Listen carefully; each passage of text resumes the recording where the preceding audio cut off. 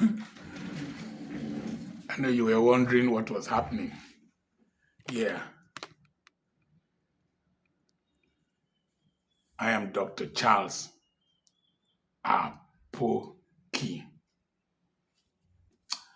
There are there are 6 organs for sensitivity in the body: the eyes, the nostrils, the tongue, the ear, the skin, and the mesentery.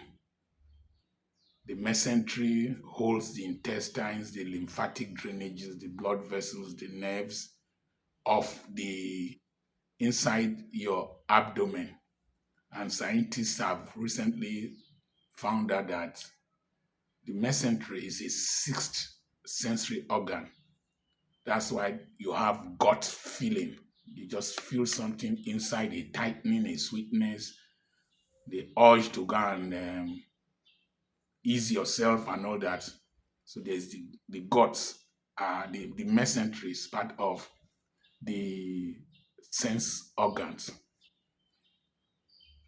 Depending on the category you fall into, for those who see life as just enjoyment and consumption, their mouth and their tongue are the busiest part of their lives. For those who think that they need to be high, it is their nostril and their mouths.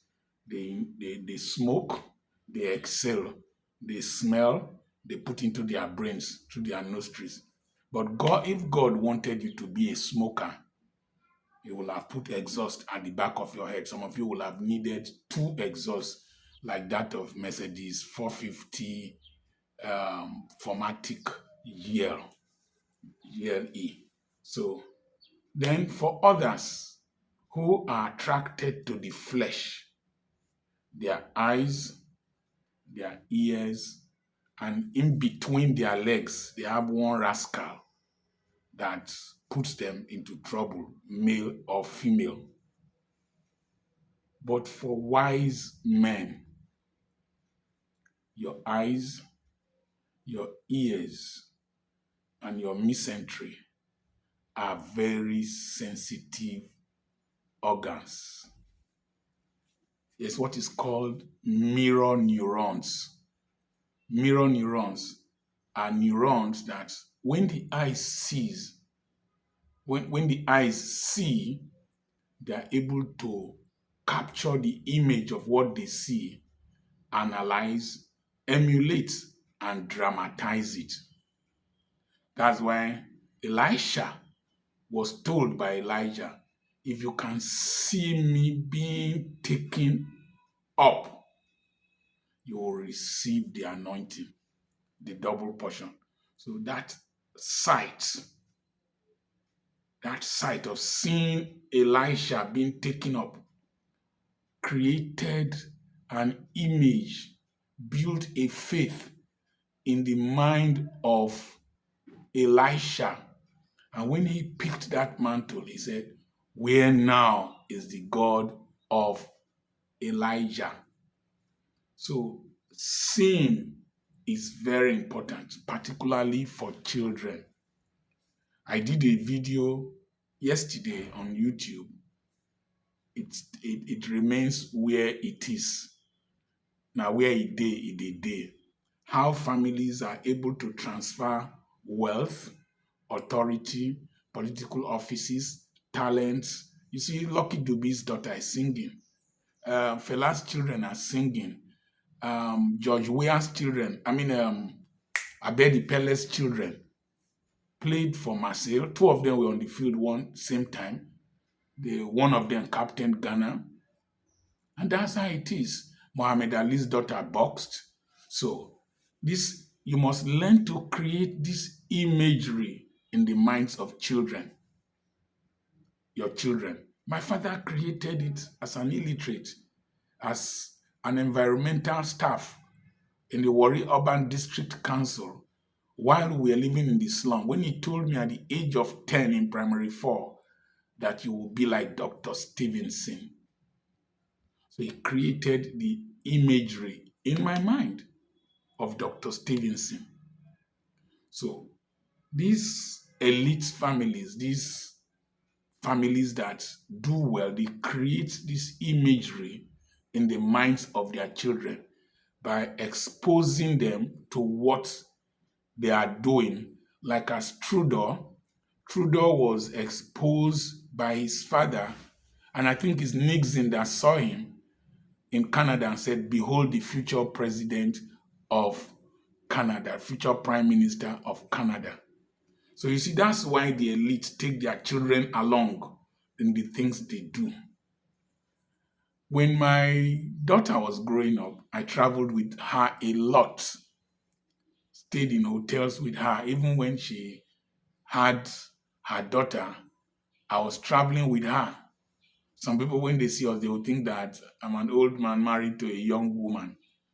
But I was creating an image in her when she said that I am Mrs. Ejiro Apoki Uda, Apoki raised to power 2. I was excited that I've been able to transfer my life into her. Somebody was castigating her to another person that she's so strict, she's so this, she's so that. And the lady said that when she met Dr. Poke, she's a lecturer, that she could understand that Dr. Poke's daughter will not be different from him. So that is the way it is. Now, where it is there. It is not necessarily the transfer of wealth, it is the vision you transfer, the principles you transfer, the practices you transfer, the precedents they see that really matters. And you must present yourself in such a way that your children are proud of you. They will have their challenges. It's not perfect. They will have the tendency to deviate. They will have their distractions. They will have their discouragements.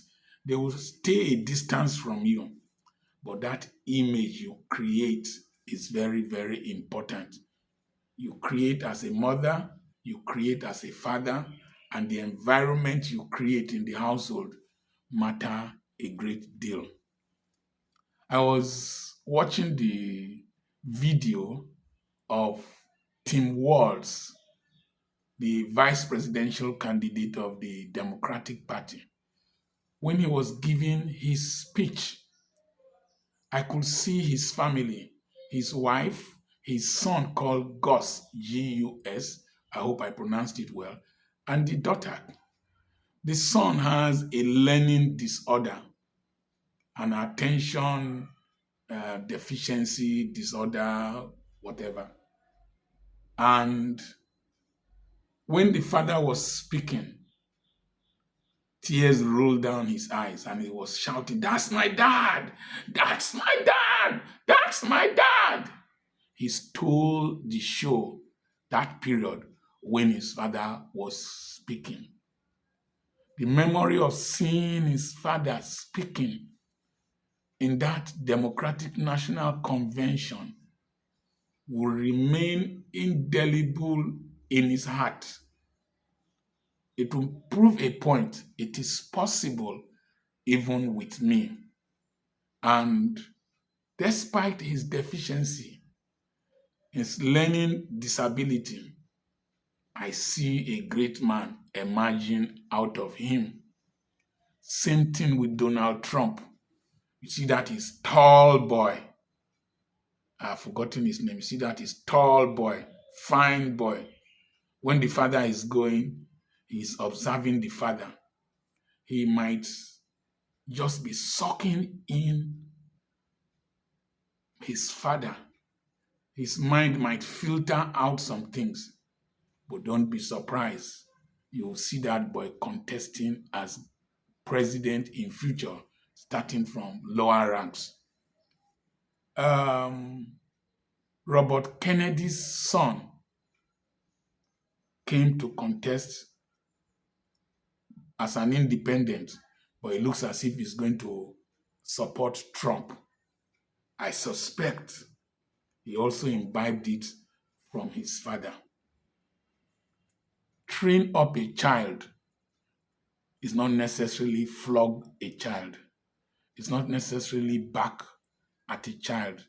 It's not necessarily punish a child. Create an imagery that will shanan. If you don't understand the meaning of the Hebrew word shanan, leave a message in the comment section and I will explain it to you. Shanan a child the way he or she will go. And when he or she grows up, he will not depart from it.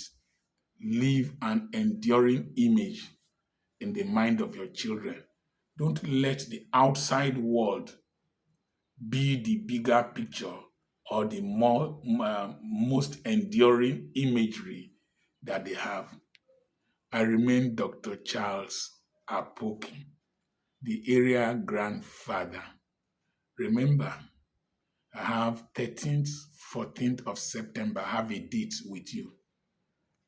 The theme of our discussion, a webinar, is sustainable development in life, ministry, career, and business. We're already talking about some of them. Promises to be a great time. It's 2 days.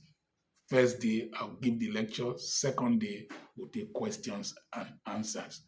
The last one we did, we had people from several countries. We've had as many as 33 countries represented. We usually record the messages live because of different time zones and work schedules. And remember, I have properties for sale and I have lots of books for sale. God bless you.